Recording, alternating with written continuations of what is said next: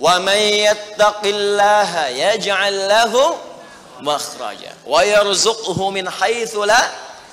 Siapa yang mampu meningkatkan takwanya kepada Allah, salatnya meningkat dari yang fardu tambah sunnah, amalan hartanya meningkat dari zakat tambah infak, amalan Qur'annya meningkat dari sekedar baca mulai kemudian tilawah atau mulai menghafalkannya, amalan puasanya meningkat dari Ramadan mencari sunnah-sunnahnya, tingkatkan.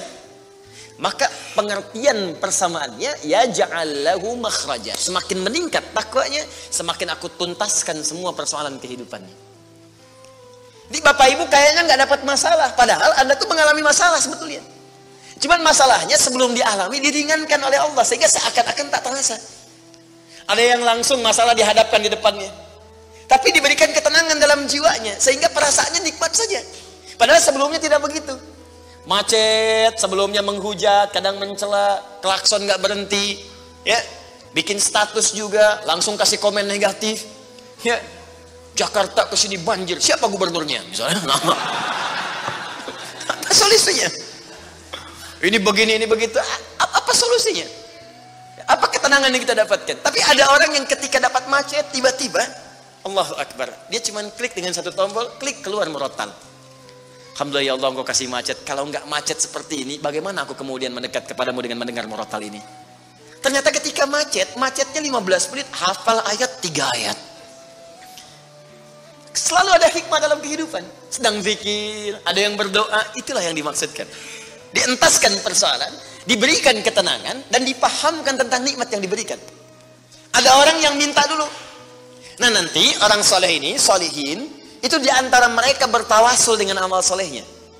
Ada yang sering bersolawat, tawasul dengan solawatnya. Ada yang sering infak, tawasul dengan infaknya. Bukankah kita pernah mendengar kisah yang sangat viral? Padahal masa itu belum ada media sosial.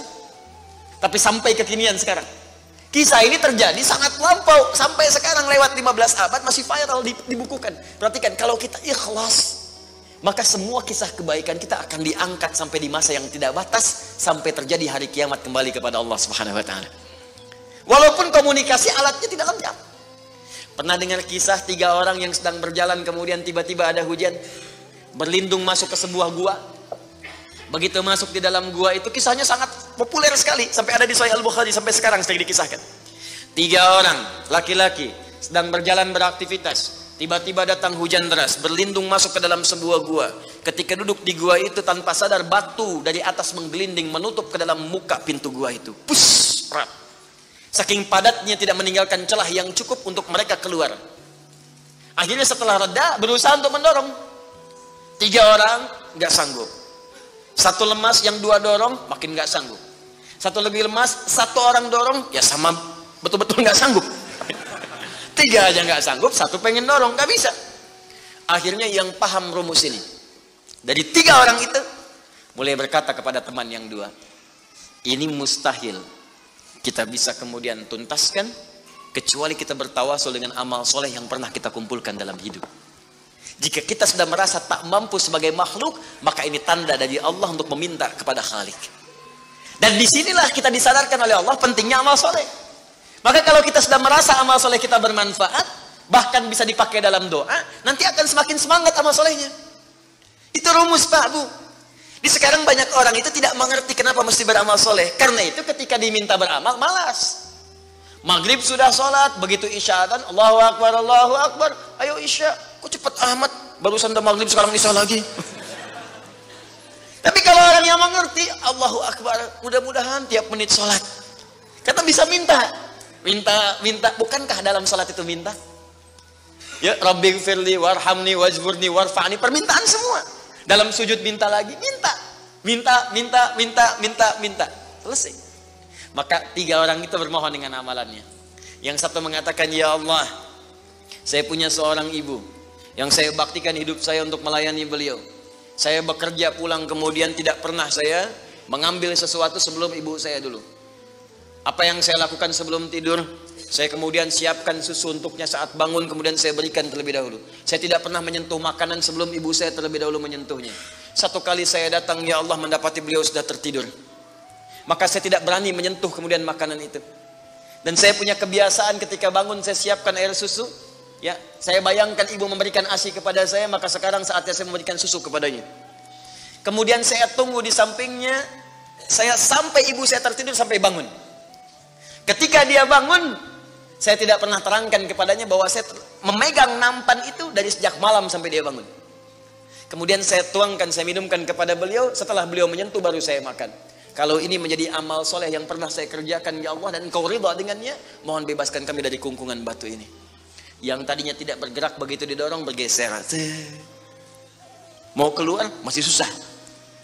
Ya, ini pertanda dari Allah ingin mendengar semua amalan-amalannya supaya adil terdengar keseluruhannya.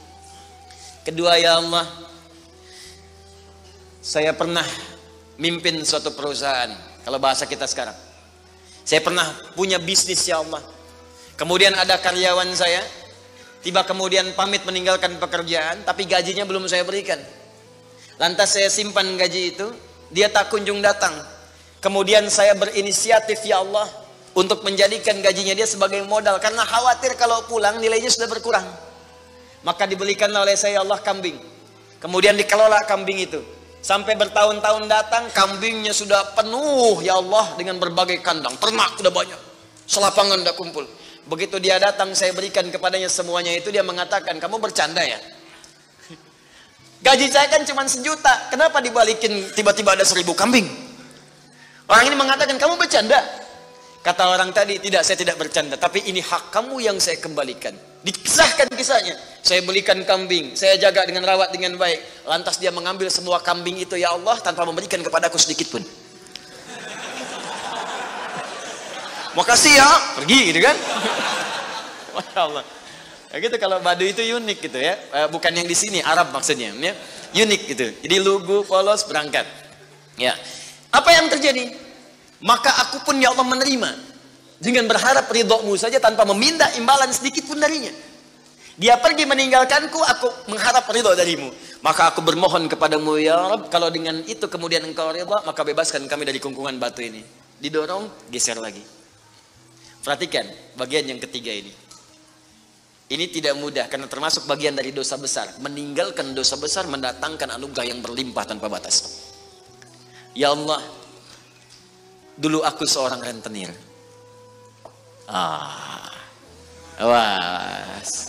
Banyak sekarang nih. Ya, yang benjol-benjol, yang catat-catat. Dulu aku seorang rentenir. Ya. Kemudian, ya Allah, aku pinjamkan kepada orang-orang untuk mengambil bunga yang berlipat dan lebih banyak. Tapi aku mencintai seorang putri dari pamanku. Setiap aku lamar, dia selalu menolak. Putrinya itu orang soleh, Pak, Bu, baik. Makanya di Quran jelas, orang soleh nggak akan dipertemukan dengan yang kurang baik. Tapi jangan pesimis dulu. Caranya jadi orang baik dulu, nanti akan diarahkan pada yang baik. Sabar. Datang sendiri nanti. Ya. Maka apa yang terjadi? Satu saat aku punya kesempatan karena pamannya ternyata butuh modal, aku pinjamkan. Lama dia kemudian tidak bayar-bayar sampai menggelinding hutangnya begitu banyak terkumpul. Datanglah kemudian anak gadisnya kepadaku untuk minta keringanan. Maka aku katakan kepadanya, malam ini pun hutang bapakmu aku akan lunasi seluruhnya tanpa kecuali kalau malam ini engkau mau bergaul denganku. Maka anak perempuan itu sedih, merasa terancam, tapi tak mampu berbuat banyak untuk bapaknya, dia pasrah kemudian mengiyakan. Di malam itulah sejak aku siap-siap untuk menggaulinya, tiba-tiba si gadis itu dengan fitrah lisannya mengatakan, nih kalau orang nggak pernah maksiat, ini kalimatnya itu tinggi sekali, besar, pengaruhnya banyak. Kata perempuan ini, ittaqillah, paman, bertakwalah kepada Allah. Satu kalimat di gadis itu menggetarkan pada jiwaku, melahirkan rasa takut yang sangat dalam. Aku lari meninggalkannya sambil mengatakan, sudah, bapakmu tak ada utang lagi padaku. Dan aku lari meninggalkannya. Ya Allah, kalau dengan perbuatan itu engkau ridha yang menjadikan aku bertobat sampai sekarang, maka mohon ya Allah bebaskan kami dari kungkungan batu ini. Begitu mau didorong, batunya sudah menggelinding jauh meninggalkan mulut gua itu. Kumpulan amal soleh yang digunakan wasilah untuk berdoa, terkadang akan cepat mampu mengabulkan apa yang kita mohonkan. Apalagi kalau yang dimintakan adalah pengalaman meninggalkan perbuatan maksiat yang besar. Kadang maksiat-maksiat itu jangan diikuti.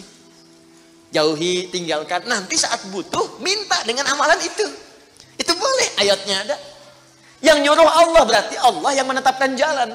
Salah satu formulanya mengerjakan itu supaya semangat beramal soleh. Amal soleh itu kan cuma dua. Kalau enggak if'al